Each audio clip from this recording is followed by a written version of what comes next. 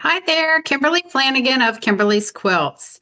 I decided this morning I was going to jump on here and show you guys how quick and easy it is to actually make any embroidery design into a cute little luggage tag. So what brought this video up was I recently saw on social media a good friend of mine a picture of them and they were traveling and they had this cute little luggage tag and I thought on their backpack and I said, "Oh, that's so I messaged them, where'd you get that from?" They said, "I don't know, one of my students gave it to me." I said, "Okay, well, challenge accepted. I'm going to figure out how to make one then because it can't be that difficult." And boy, was it not hard at all. So I'm going to jump on here and I'm going to show you how I used any preloaded design and can create a luggage tag quick and easy. And in less than like 10 minutes, I had it digitized. So you can now go out there, use any of your designs that you have and make that you think are appropriate, and you can make yourself a luggage tag as well. So here we go. I'm going to share my screen so you can follow along with me, and this is in Embrilliance. So here you can see my screen, and I am sharing my Embrilliance module with you.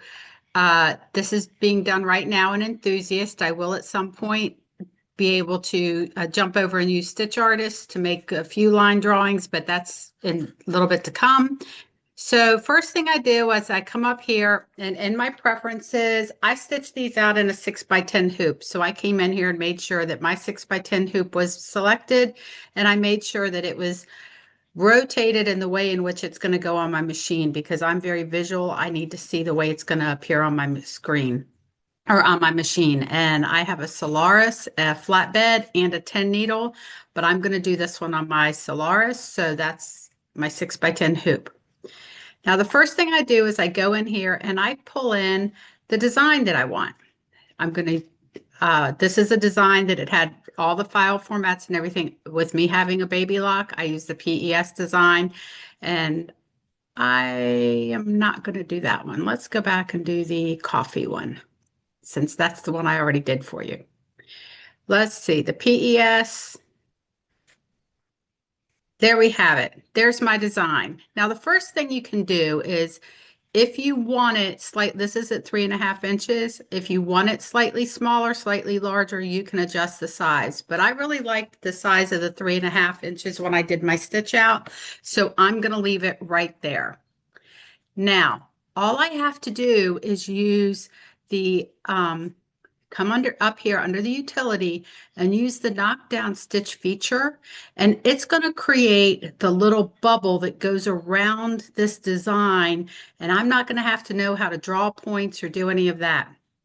The one thing I did do is I did make sure that I inflated it to 5.0 millimeters. That gave me a nice decent spacing around this design and it wasn't right up against it. But again, you can adjust this to anything you want between 0 and 5. When I click OK, you will see over here in the Objects panel that it has added an underlay option. And when I expand that, there it is. It automatically put it first because Embrilliance was smart enough to know that I need my knockdown stitches done before I would do my design. So now I'm going to come in here and I'm going to edit my knockdown stitches and using Stitch Artist. And I'm going to come in here and choose Stitch Artist. And if you see here, as soon as I do that, I'm going to zoom in. You can see all the little design points and you can see the stitching. Well, all I had to do was come in here and change this back to artwork. And you see that all that stitching went away. Now at this point, if I wanted this underlay outline to be larger or smaller, I can adjust it or not. And then because I slightly adjusted it, I would come in here, turn Stitch Artist off and recenter it to make sure that it is exactly around my design the way I want it to be.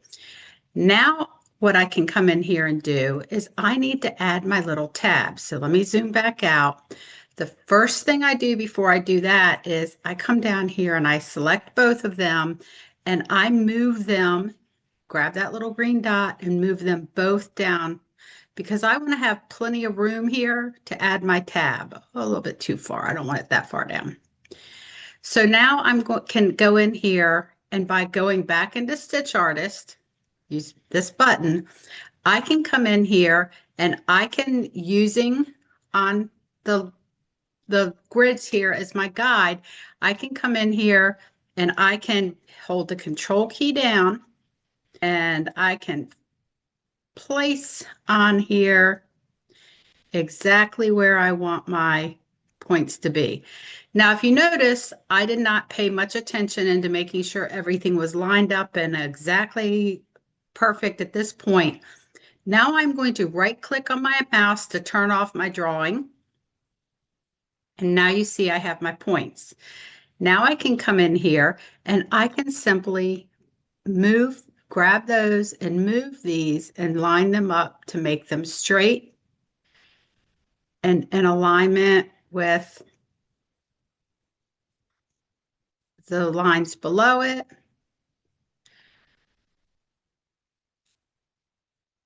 And there we have it. I have them nice and straight and square.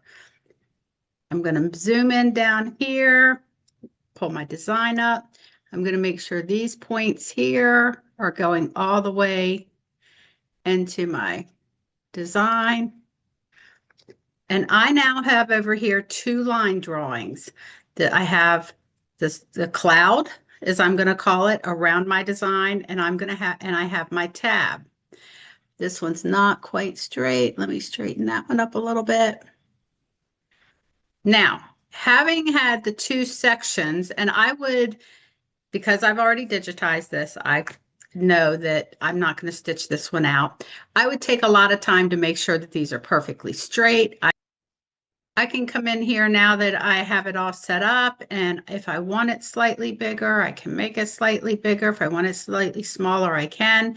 But I now have my tab portion designed.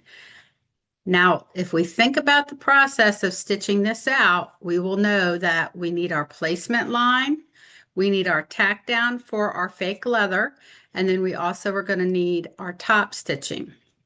So I come in here and the first thing I do is I select both of those items and I convert them to a run stitch. I want this to be my placement line. So I'm going to create it to a run stitch. Then I'm going to come in here and I'm going to say edit, copy, edit, paste. Now you see I have a second one. I will now come up here and I personally like to name things as to what they're going to be so that I can understand when I'm at my machine, my thought process. So I'm going to call this placement. And this is my placement line. This one will now be my tack down stitch. You will notice that I did not in any way, shape, or form resize the second one. I want it to stitch directly on top of my placement line. So any sizing or changes that I want to make, I make at the very first one before I copy it. Now I come down here, but I want my tack down to happen before I stitch out my design. So all I have to do is come in here, highlight tack down, make sure both of the items under it are highlighted, right click on my mouse and move it earlier. And now you'll see that my placement line is first, my tack down is second, and now I've got my design here.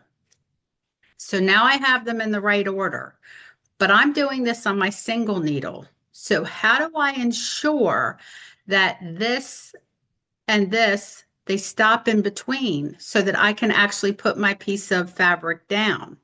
Well, I do that by coming in here and making sure the tack down section is highlighted, come to the properties menu, change the color, double click on the gray, and let's just make it red. And I'm going to, now with this one and that one being different colors, your machine is going to now think that I have to stop there because I have to change my thread. When in reality, you can stitch them out in the same color thread. That doesn't really matter. All that matters is that we have forced that stop or that pause in your machine so that you can do the tack down or that you can do the lay down of your pleather. Now that I have that finished, you'll notice that when I look at the I've defined it as a run stitch. What I've done is I've done a single stitch. All this is a placement and a tack down stitch. No fancy stitching here. Now I can take this one and I'm going to, either one of them, the placement or the tack down, and I'm going to say edit, copy, edit, paste. And you'll see that now I have a third. I have, let me close these up so that you can see them. I have my placement line, my tack down. I've stitched out my design, and this mine is going to say the sewing coffee chocolate. That's all I need. And now I have, this is what I call my finishing. Now here's where you have some options. They're currently defined as run stitches. You can come in here, and I've never do my final one as a single stitch. I don't find that it's thick enough. I don't find that it's dense enough and that it actually gives me the edge that I want. But I can come in here and I can now choose, what if I choose my bean stitch? And what if I say I want it to be a 5 or a 7 pass bean stitch? If I do a larger one, I tend to make this bigger only because it suggests that you do. I don't know what would happen if you don't make it bigger, because I've just always followed their suggestions. What if I could make it a 7 pass bean stitch? What if I were to come up here and choose one of these options?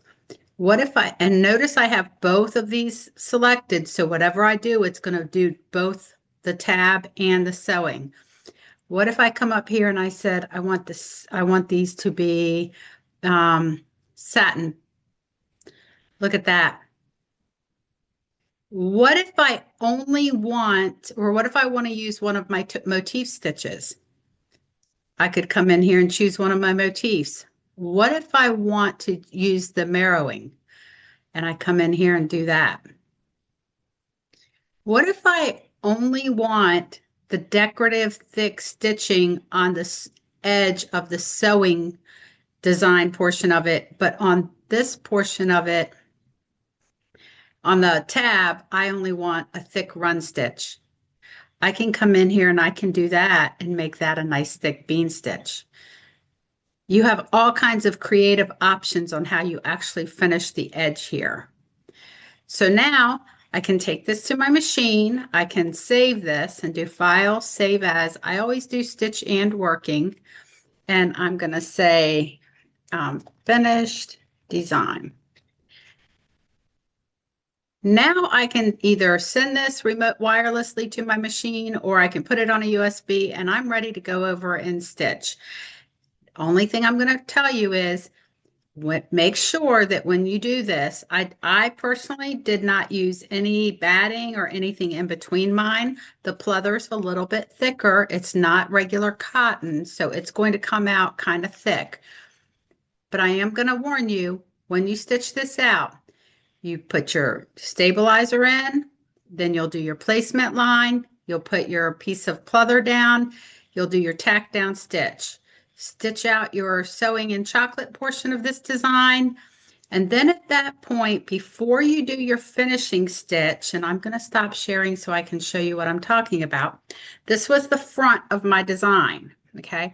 I then put another piece of pleather on the underside of my embroidery hoop and just use some tape and tape the corners of it down so that both sides of this are finished.